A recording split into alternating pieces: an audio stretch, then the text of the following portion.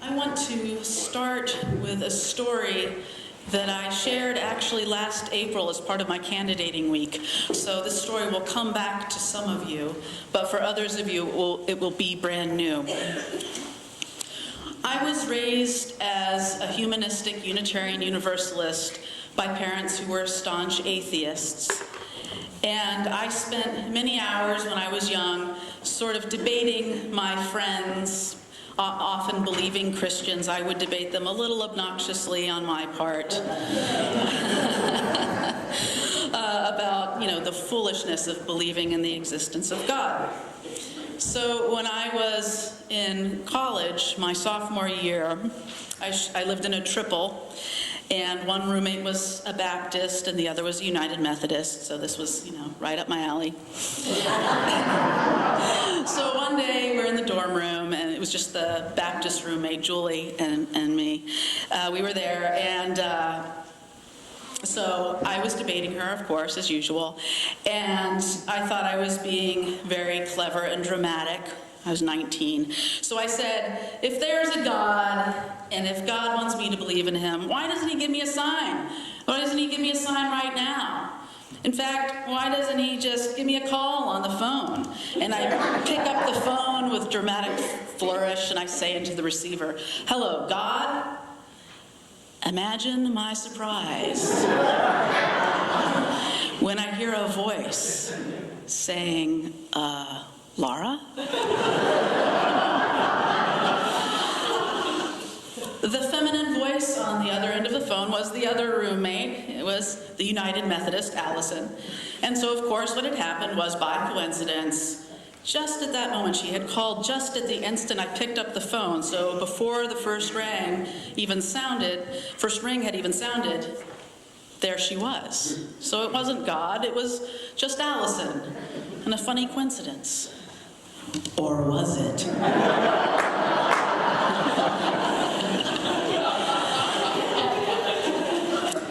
Could it have been the sign I was asking for, no matter how sarcastically? Could it have been a sign from the universe? A sign from God, or whatever you call holy or the divine? Or maybe it was something a little more subtle than that. Maybe it was synchronicity, which is today's topic. In your order of service, there's an excerpt from a book by Jean Shinoda Bolen called The Tao of Psychology, the Tao of Psychology, Synchronicity, and Self. Bolen is a psychiatrist and a follower of Carl Jung. Carl Jung, of course, was the great Swiss psychiatrist who founded analytical psychology. Bolen is also very influenced by the concept of the Tao. The Tao is, of course, the central concept of the Chinese religious tradition Taoism, and the great scripture, the Tao Te Ching. And Tao is often translated into English as the way, but that doesn't really capture it very well. The Tao is the source of order in the universe. The Tao describes the harmonious complexity at the heart of the universe, the unifying principle of the universe. And so what Bolen notices is the connection between Carl Jung's theory of synchronicity and his idea of the collective unconscious and the Tao. Synchronicity, as Bolen explains it, is a term that describes the link between two events that are connected through their meaning, the link that cannot be explained by cause and effect. Synchronicity actually requires a human participant because it's a subjective experience, and the person gives meaning to the coincidence. Now, Jung also believed that the space between everything is not empty, but it contains an invisible, intangible, connective link, which he called the collective unconscious. And Jung thought that synchronicity and meaningful coincidences can help reveal the nature of the collective unconscious.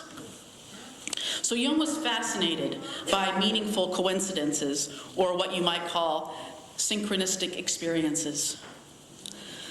I've had many synchronistic experiences in my lifetime. I'm guessing many of you have too, if you stop and think about it.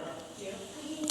One was the one I told you at the beginning of this sermon, but I'll share another one, the one that I can think of that happened the most recently. And this is something that happened just this past summer.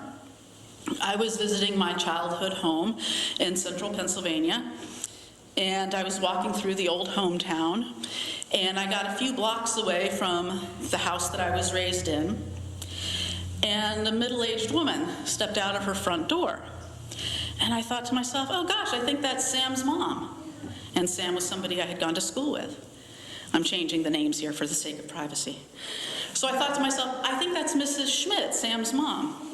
And luckily, before I made a complete fool of myself, I realized that Sam is now a middle-aged man, and I'm a middle-aged woman, and Mrs. Schmidt, hopefully, is an octogenarian, alive and well somewhere.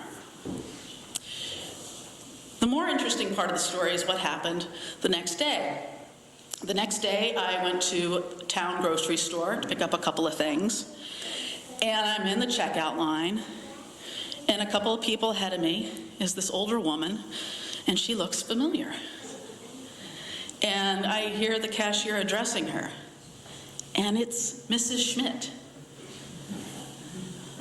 Sam's mom, an octogenarian. How about that? So, with your good old cerebral, left-brained, analytical, Unitarian Universalist mind, I'm sure you can think of lots of possible explanations for something like that. It really could just be pure chance, with no sort of mysterious or paranormal explanation needed. So maybe it was no big deal. Perhaps, for instance, one rational explanation could be if we could have a God's eye view, so to speak, of my week at home, maybe it's possible that I actually saw Mrs. Schmidt before I went on my walk. Maybe I saw her out of the corner of my eye and registered her subliminally, not consciously. And so then later when I took the walk and saw the middle-aged woman, it made me think of the younger version of Mrs. Schmidt. And so then running into Mrs. Schmidt perhaps again while shopping, maybe that's not a huge coincidence. It's a very small town. So that's one possibility. I'm sure you can think of other possibilities that are sort of logical. There must be a logical reason.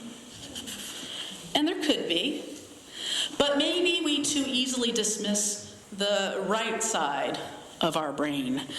According to Bolin, the left hemisphere of our brain is the one that sees the bits and the parts and the cause and effect relationship between things, rather than the whole interacting picture. The left brain's relationship with the world, she says, is to see the world as being separate from itself, something to use or to dominate. Its style is active, and she calls it masculine, and I would add it aligns with the yang of the yin-yang in Taoism. But she goes on to explain that the right hemisphere of the brain is very different from this.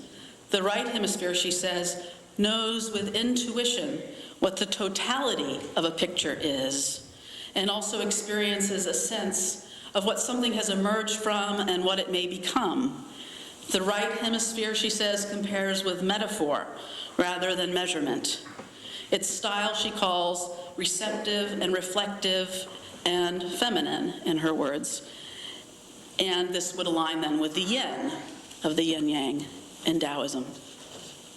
She goes on to note that the masculine culture of the West has devalued the right brain, the right hemisphere, and its intuition, which has been dismissed as women's intuition and such.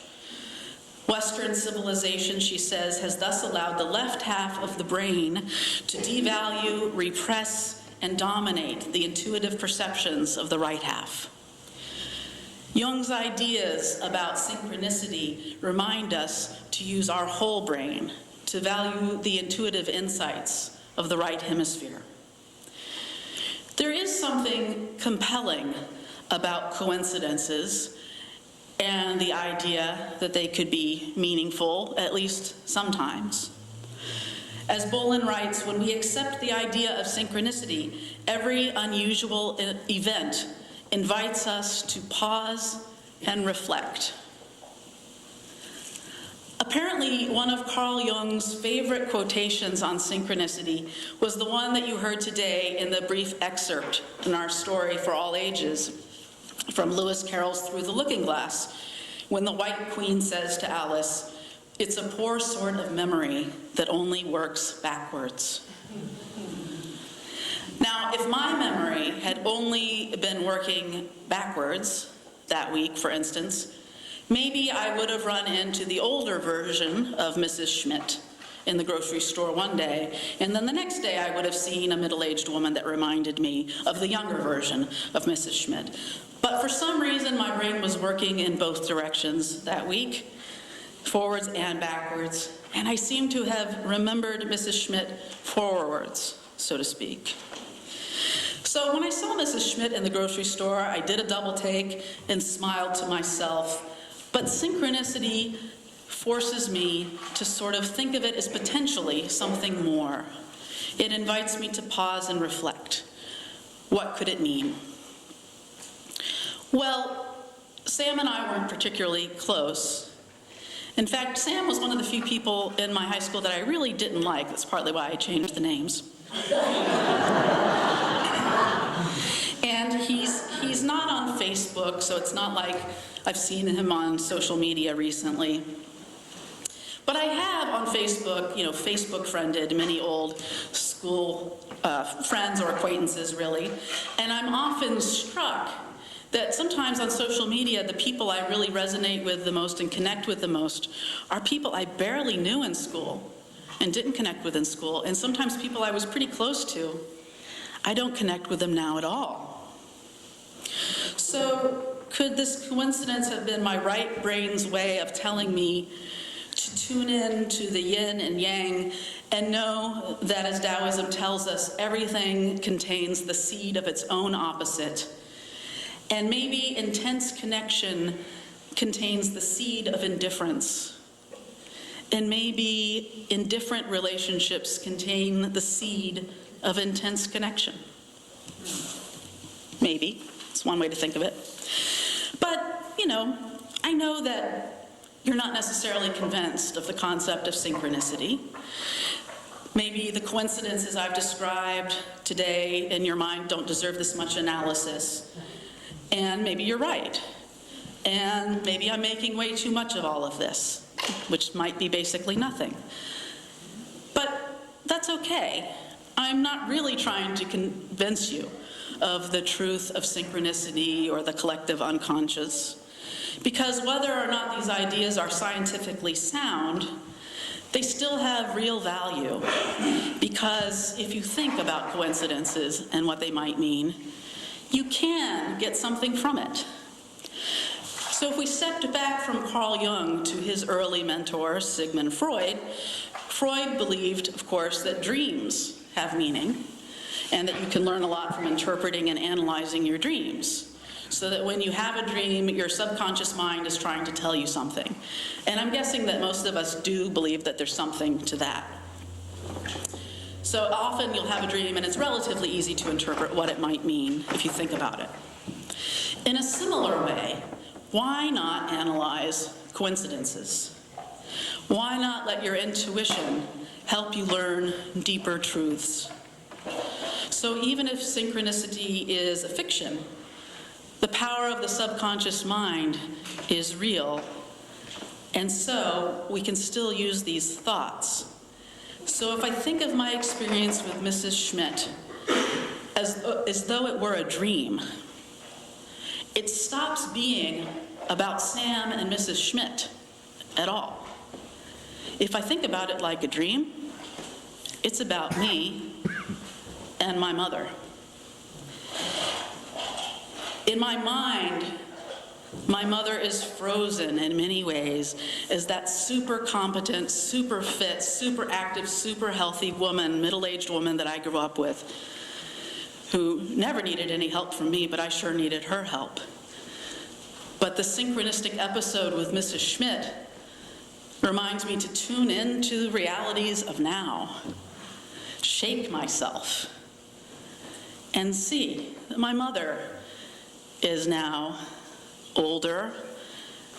She has imperfect health, and I need to be aware, more aware of how things have changed. Another piece, if I analyze the experience like a dream, is that this past summer I was bracing for a milestone that I have since passed, which is turning 50. So perhaps I was processing mortality and aging, and so maybe I was tuned into things from my past that I normally wouldn't have been. The important truths are that life is short, that life is precious at every age, and that no one should be dismissed on first impressions, our old disagreements. When I remembered Mrs. Schmidt forwards as well as backwards, perhaps those are the things that my subconscious mind was trying to tell me. So when you think about it, why stop at analyzing dreams and coincidences? Whether we're talking about the collective unconscious and synchronicity, or whether we're talking about the power of the subconscious mind, why not use our right brain and intuition to interpret the signs all around us? Jung was very interested in astrology and I Ching, the oracle of ancient China, as ways of using the collective unconscious to interpret the world. But again, whether or not you personally believe that there's any truth to astrology or I Ching or tarot cards or reading tea leaves or what have you, you can still learn something from any of these activities. Because, as Bolin notes, the human psyche, particularly the right brain, may be the one receiver in the universe that can correctly apprehend the meaning underlying everything, the meaning that has been called Tao, or God. In this way, synchronicity and our intuition can help us to interpret an astrological chart or the lines in the palms of our hands, not necessarily because they're scientific truth, but maybe because the human psyche knows deep truths if we can open ourselves to them. It's sort of like flipping a coin when you're trying to decide between two things, when you're really torn. And you assign heads to one choice and tails to the other, and the moment the coin is in the air, you know with certainty the side you want the coin to land on. Maybe sometimes the human psyche needs the distraction of a coin flip or tea leaves or tarot cards to let the right brain take over from that very rational left brain. When we're open to the wisdom of our intuition, we're able to know that we're not alone, that we're linked to each other and to the universe itself. Maybe synchronicity and intuition can give us glimpses of the underlying oneness of all things, what some call Tao, what some call God, what we might call in Unitarian Universalism the interdependent web of all existence. So in closing, I hope that in the weeks ahead, you'll be open to looking at the meaningful coincidences in your life. I hope maybe you'll consider even taking a look at your horoscope, because I think that your psyche will intuitively know how to interpret it in a way that's meaningful for you. So I hope you'll pay attention to the people you meet for the first time, the people you see that you haven't seen in a long time, but they show up in your life again, and ask yourself, what does it mean? Pay attention to your dreams. Give your right brain some exercise. Let yourself perceive what you already know intuitively. You are profoundly connected to everything and everyone in the universe, in ways seen and unseen. Blessed be, and amen.